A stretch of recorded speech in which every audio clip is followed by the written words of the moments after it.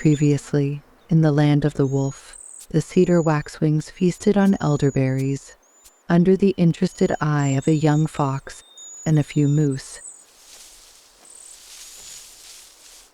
The presence of the manatee in the territory of Ginger allowed us to observe how the vixen managed to escape the wolves.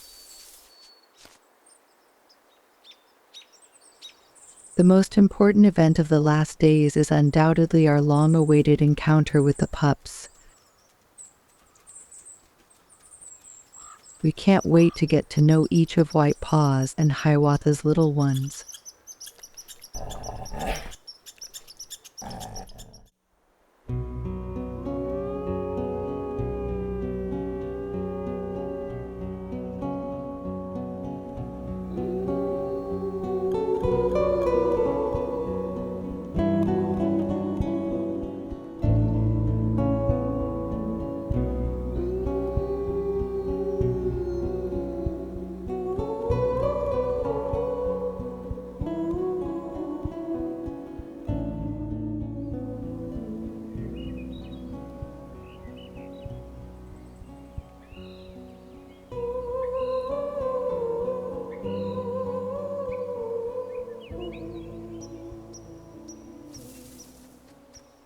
Second observation session of the pups.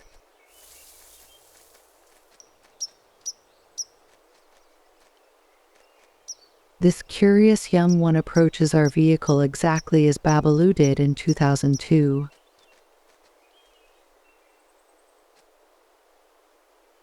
The other pups appear more fearful.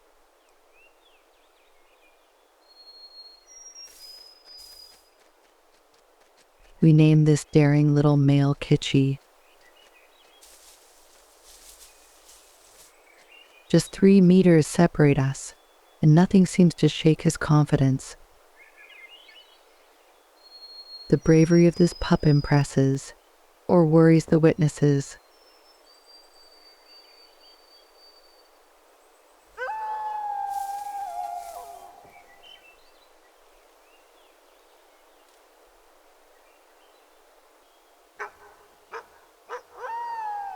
Comey, the 15-month-old big sister, clearly expresses her unease at seeing Kitschy so close to us. The intrepid youngster turns a deaf ear, while among the other pups, anxiety grows.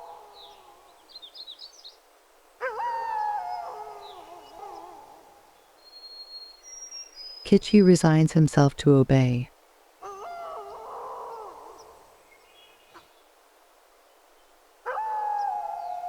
We too must comply with Comey's incessant requests. Staying any longer would be a lack of respect that could compromise our future observations.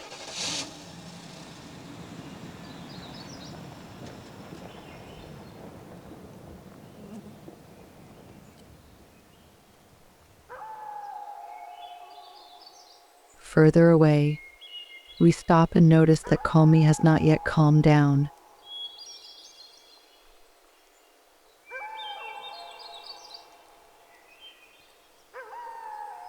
At the time, Comey's attitude made us fear for the future of our project. But the observations we made the following days dispelled our doubts.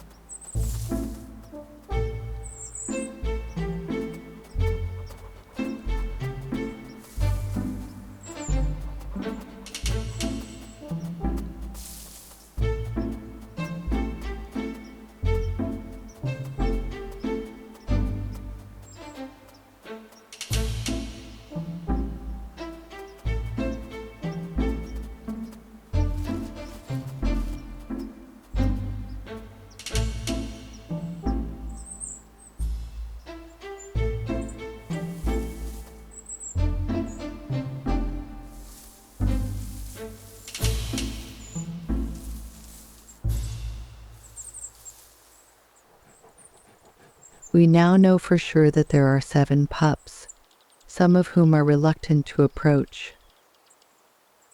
2 of them have a black coat, a female we named Gamina, and a rather strong male we call Gamini.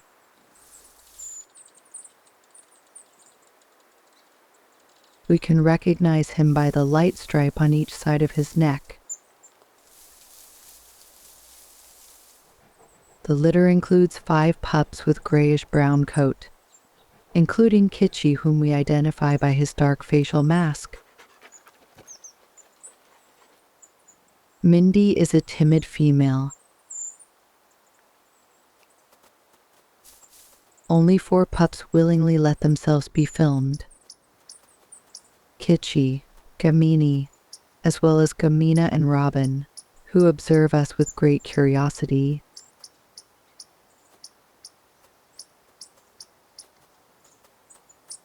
Robin holds our attention with his good-natured appearance.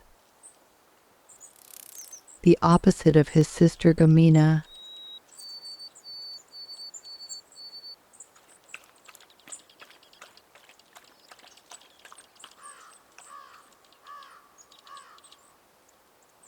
Obviously, the presence of Mother White-Paws reassures all the young wolves. Just seeing her pups together is enough to notice the differences between them, like the line of pale fur on Gamini's neck.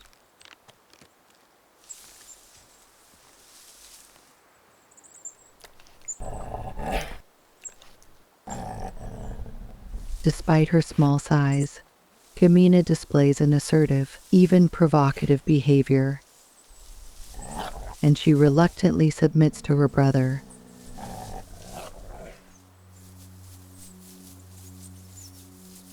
For his part, Kitschy rarely quarrels with his siblings. He is interested in everything and shows an intelligence that reminds us a lot of that of our dear Babalu.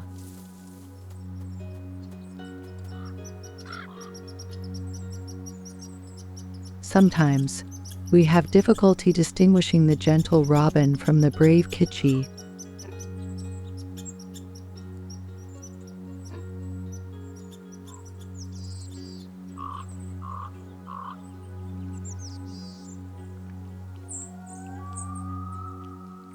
In a naturalist, and even more in an artist, the power of observation develops over time. It is also a matter of visual memory training. Above all, we must learn to look.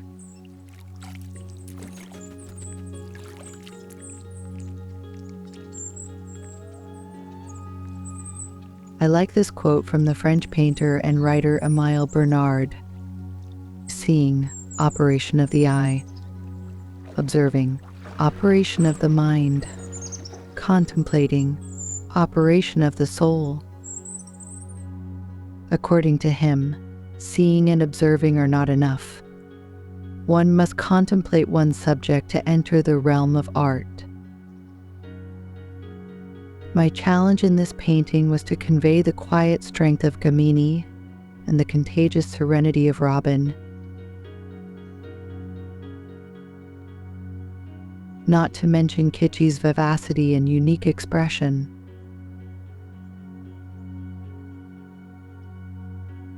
And here are the 3 brothers immortalized on canvas as I saw, observed, and contemplated them in the land of the wolf, in the summer of 2010.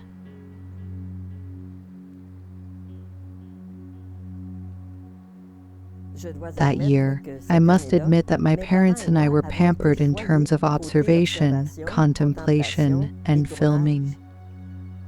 In truth, we spent entire weeks in the company of the manatis. In August, the growth spurt of the pups impressed us. They changed so quickly. One of the best moments was observing them with their mother on a plantation.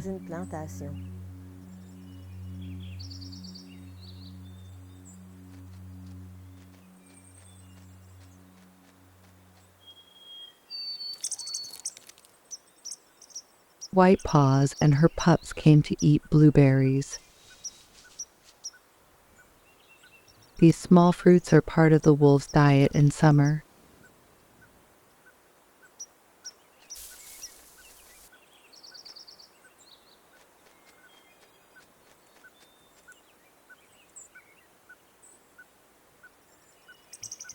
Gamina is already feasting.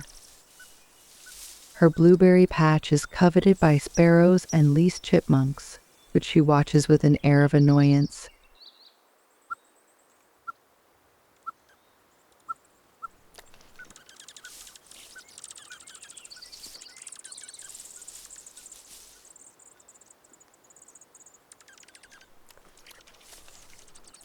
A little further on, Kitchi seems satiated.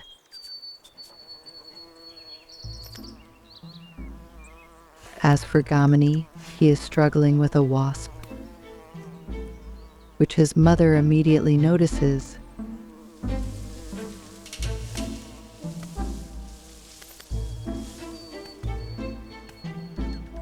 Meanwhile, Mindy attempts to get rid of the mosquitoes.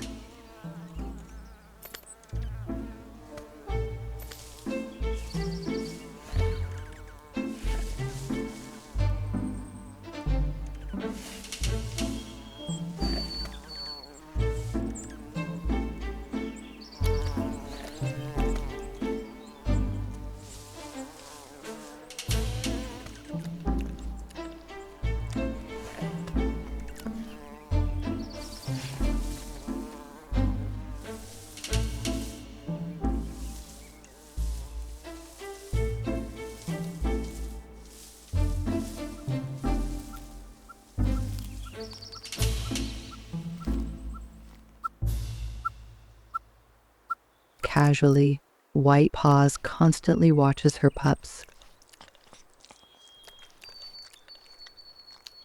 Blueberries can be eaten standing up or lying down. It depends on the height of the plants.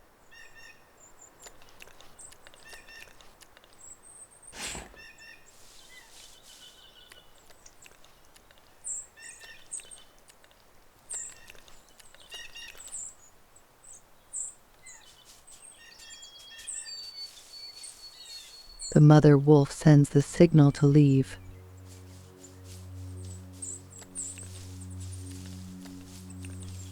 Seeing the reaction of the young wolves, we can guess they would stay longer on the plantation.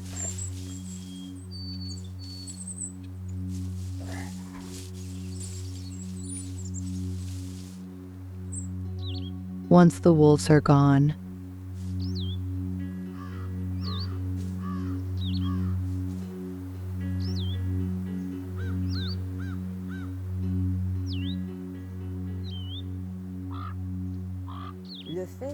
being able to observe the pups did not mean that we had to give up picking blueberries and wildlife monitoring, in which we had invested a lot of time. By splitting up, Monique, Raynald, and I were more efficient, since we occupied 3 lookout posts simultaneously. Chubby's Bay and Wood Duck's Pond remained captivating places. But as for me, I enjoyed spending hours in the company of foxes.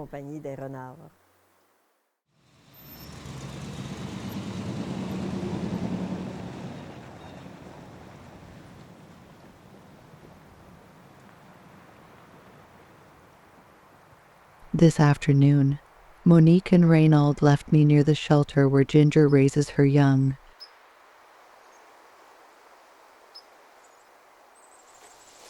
It does not take long for a moose to show up.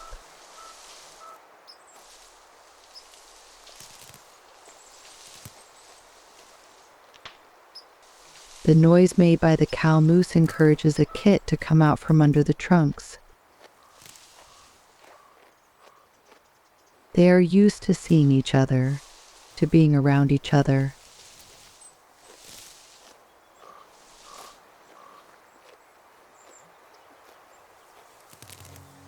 Everyone up.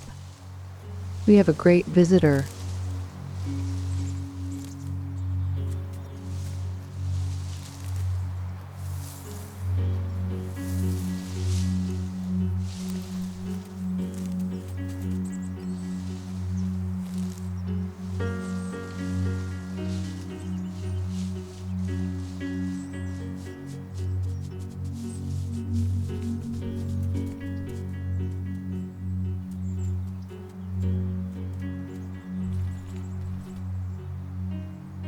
From the top of their rock, the kits enjoy a magnificent view.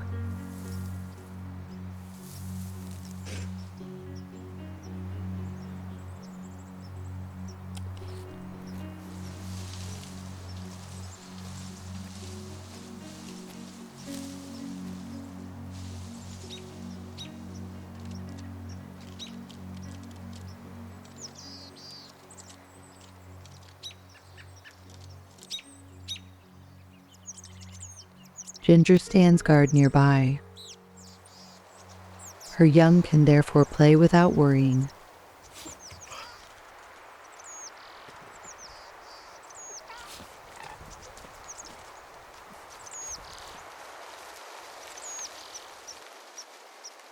Sharing these moments with red foxes is an amazing grace.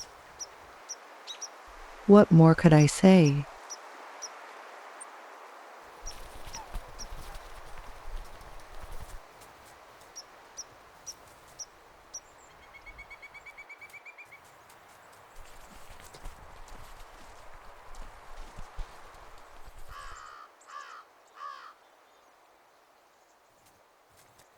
As Ginger goes hunting, I wonder how Monique's observation session is going.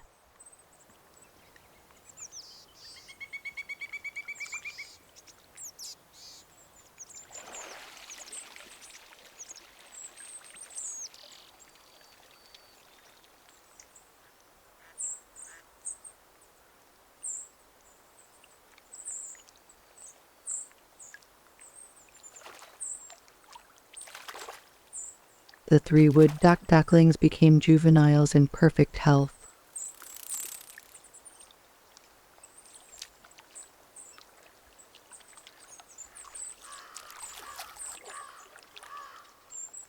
Recently, a muskrat settled in the pond, arousing curiosity among the young birds.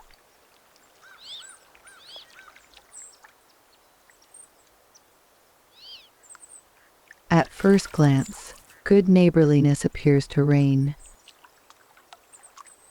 The ducks and the rodent go about their business without harming one another.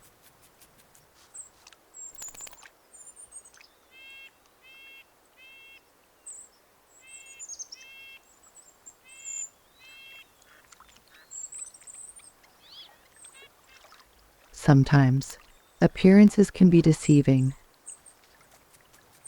This muskrat is far from being as tolerant as it seems.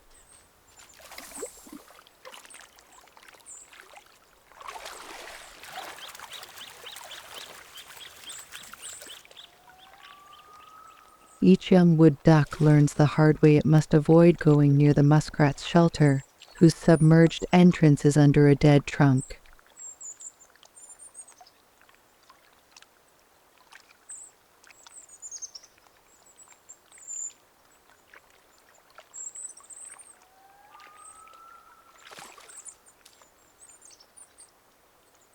My mother Monique is not finished with surprises.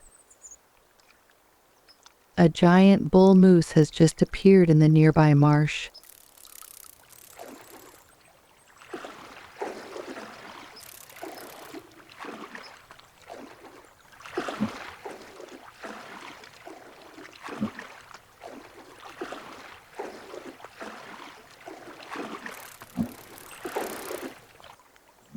The scent of this female excites the king, 3 weeks before the start of the mating season. He wants to be noticed by the beauty, to leave a strong impression on her.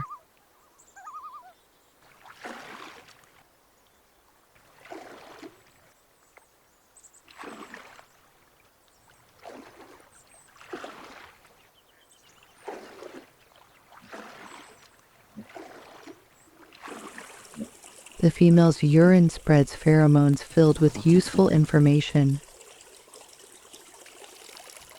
An irresistible invitation for the lord of the place.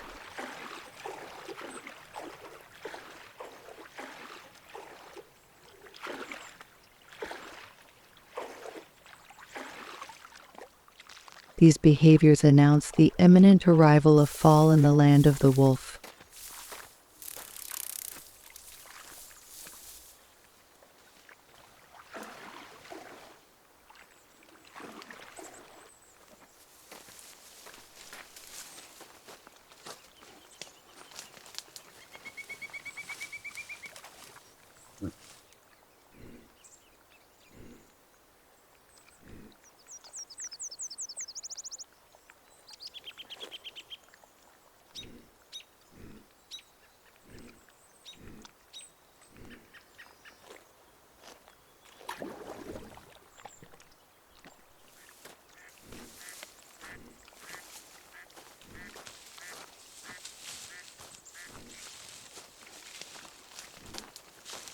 It would be improper for the male to insist.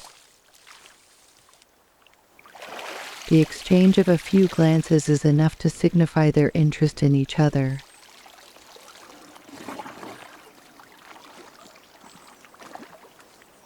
The queen and her king will meet again at the first frost of September.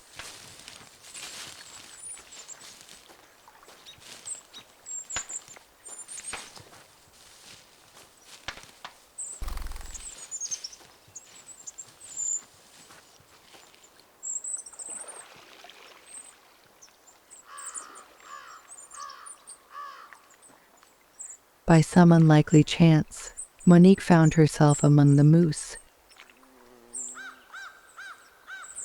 What an adventure!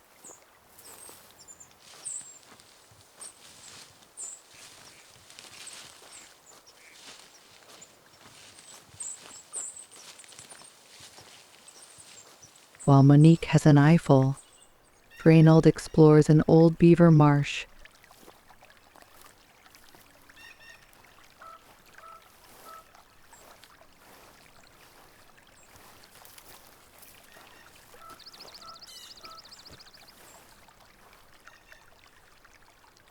This grassy meadow is a delight for sandhill cranes.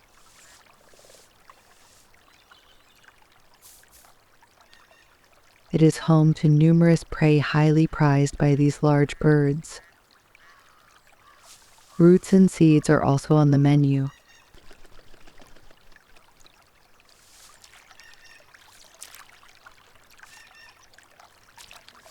A stream brimming with life runs through the ancient beaver habitat.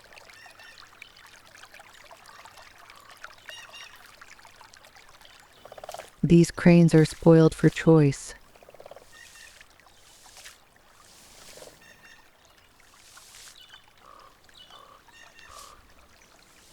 However, they seem to prefer grasshoppers, which proliferate in the tall grass.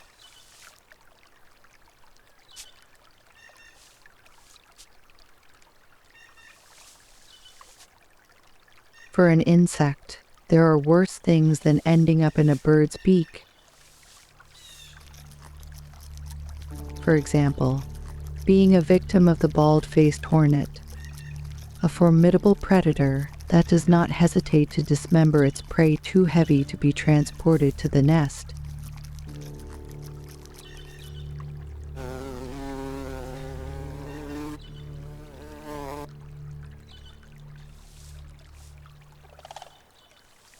On the edge of the old pond grow nodding beggardics, a late flowering native species.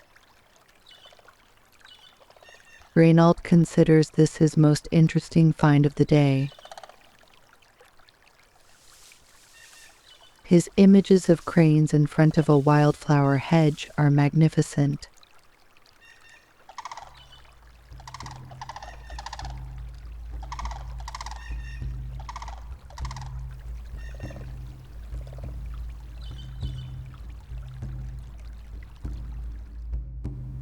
We were experiencing magical moments, the most wonderful being those spent with the wolves.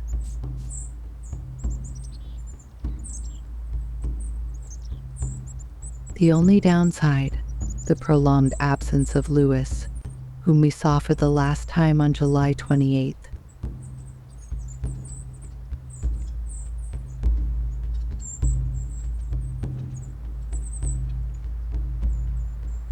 Either something bad had happened to him, or he had gone on an adventure far from the family territory in search of sub-adult wolves with whom to start a new pack.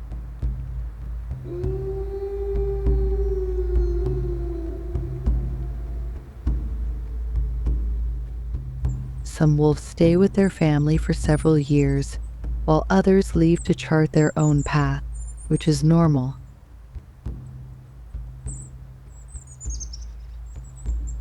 In short, we never saw the handsome Lewis again.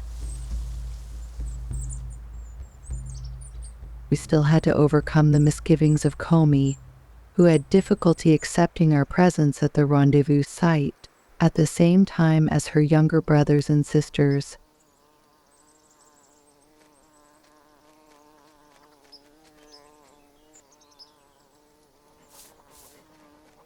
The pups like to laze around when the end of the day is warm.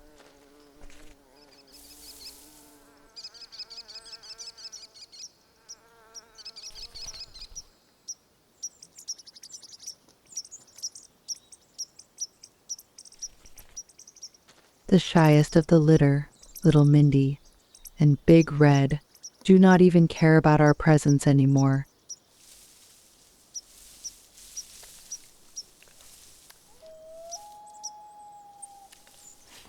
The last sunbeams wake up the siblings.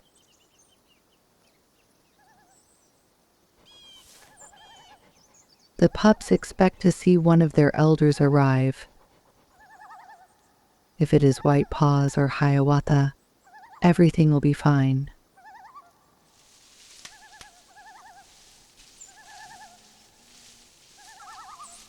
No luck for us. It is Comey.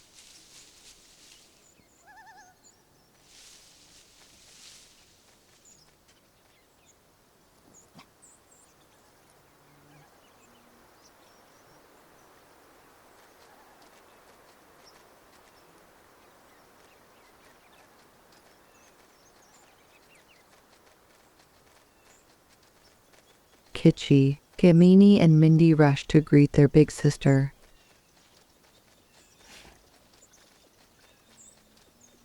But greatly annoyed by our presence, she behaves rather coldly with them.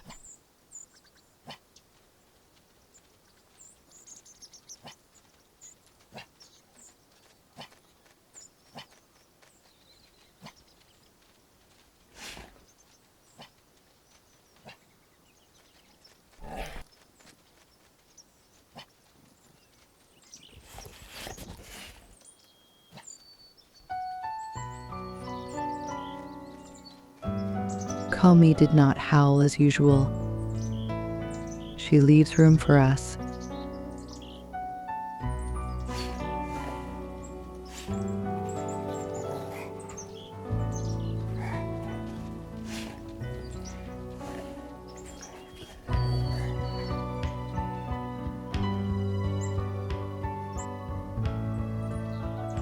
We interpret her withdrawal as a sign of appeasement.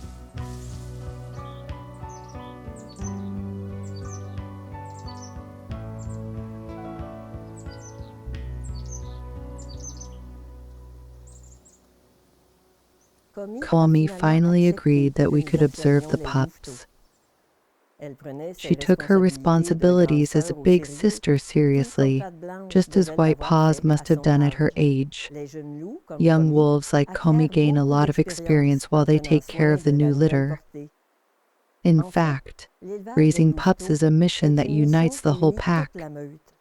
This intergenerational collaboration within a family sets wolves apart from foxes. In the next episode, we will learn more about the behavioral differences between these two wild dog species.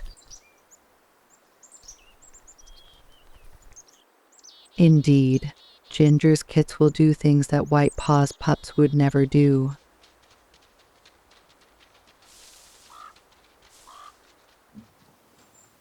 September will bring back to the forefront the king of our forests, starting with the majestic landslot of the lake.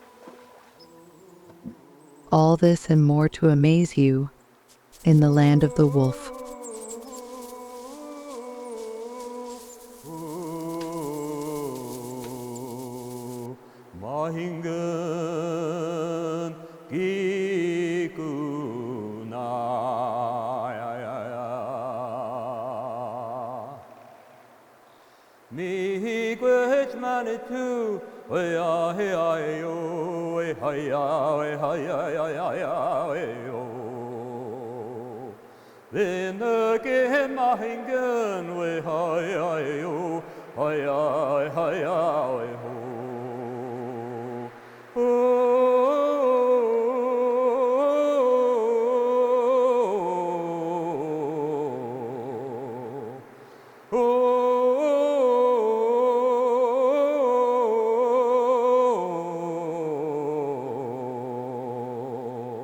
마행근